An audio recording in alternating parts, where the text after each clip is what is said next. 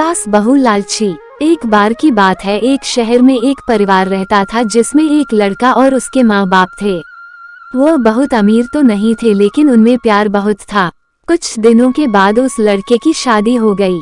उसकी शादी सलोनी नाम की लड़की से हुई। वह बहुत लालची थी। वो अपने पति को किटी पार्टी में जाने के लिए बार बार नए कपड़े और गहने लाने को बोलती थी। उसके पति ने उसको समझाया कि अपने बराबरी वालों से ही दोस्ती करना चाहिए। अगर तुम महीने में 10 बार किटी पार्टी में जाओगी तो तुमको हर बार नए कपड़े और गहने कौन दिलाएगा। लेकिन वह अपने पति से ही झगड़ा करना शुरू कर देती थी और बोलती थी कि अगर मैं नए कपड़े गहने पहनकर नहीं जाऊंगी तो मेरी सहेलियां मेरा मजाक उड़ाएंगी।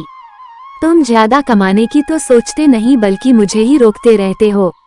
इसके बाद वह अपनी सास के पास गई और बोली, माँ जी आप मुझे अपने गहने दे दीजिए, मुझे किटी पार्टी में पहन कर जाना है। उसकी सास हैरान होकर बोली, हमारे समय में बहू अपनी सास को गहने रखने के लिए देती थी लेकिन तू मुझसे ही गहने मांग रही है। उसकी इन हरकतों से सारा परिवार दुखी था। एक दिन सलोनी की सहेली शिल्पा घर आई। उसने सलोनी की सास से सलोनी के बारे में पूछा। उनने बताया कि सलोनी पार्टी में गई है। शिल्पा ने सलोनी की सास से पूछा, आप इतनी दुखी क्यों दिख रही है। तब उनने सारी बात बताई कि सलोनी किस तरह बार बार नए गहने और कपड़े की डिमांड करती है और सारे पैसे इन पर ही खर्च कर देती है। वह शिल्पा से पूछती है कि ज्यादा जरूरी क्या है, रोटी या ये दिखावा। शिल्पा ने कहा कि जरूरी तो रोटी ही है, लेकिन सलोनी को ये बात समझानी होगी। सलोनी की सास ने पूछा, वह कैसे। इसके बाद शिल्पा ने कहा, देखते जाइए। शिल्पा ने अपने जितने भी गहने और नए कपड़े थे सब लाकर सलोनी के घर रख दिए और उनका सारा राशन और फर्नीचर लेकर अपने घर चली गई। जब सलोनी घर आई तो अपने अलमारी में नए गहने और कपड़े देखकर बहुत खुश हुई। इसके बाद वह अपनी सास से बोली, ये किसके है। तो उसकी सास बोली, यह सब तेरे है, तुझको अब जितना बदल कर पहनना है पहन ले।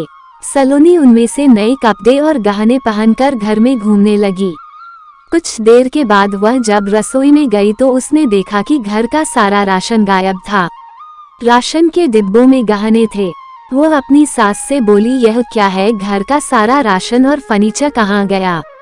उसकी सास बोली, वह सब बेचकर ही तेरे लिए नए गहने और कपड़े लेकर आए हैं, अब तू इनको ही बदल बदल कर पहन। सलोनी बोली, लेकिन गहनों से पेट थोड़ी भरेगा, खाना तो खाना ही पड़ेगा। तभी सलोनी की सहेली शिल्पा भी आ गई। उसने कहा, जब पहले तुम्हारी सास ने तुमको समझाया तब तुम नहीं मानी, इसलिए हमने ये सब किया। अगर तुमको लगता है कि तुम्हारा पति पर्याप्त नहीं कमाता तो तुम खुद नौकरी क्यों नहीं करती। तुमको इन फालतू के दिखावे से बचकर अपने घर पर ध्यान देना चाहिए। अब सलोनी को अपनी गलती का एहसास हो चुका था। सीख, हमें फिजूल खर्ची से बचकर जरूरी चीजों पर ध्यान देना चाहिए। अगर आपको ये कहानी पसंद आई है तो लाइक शेयर सब्सक्राइब जरूर करें।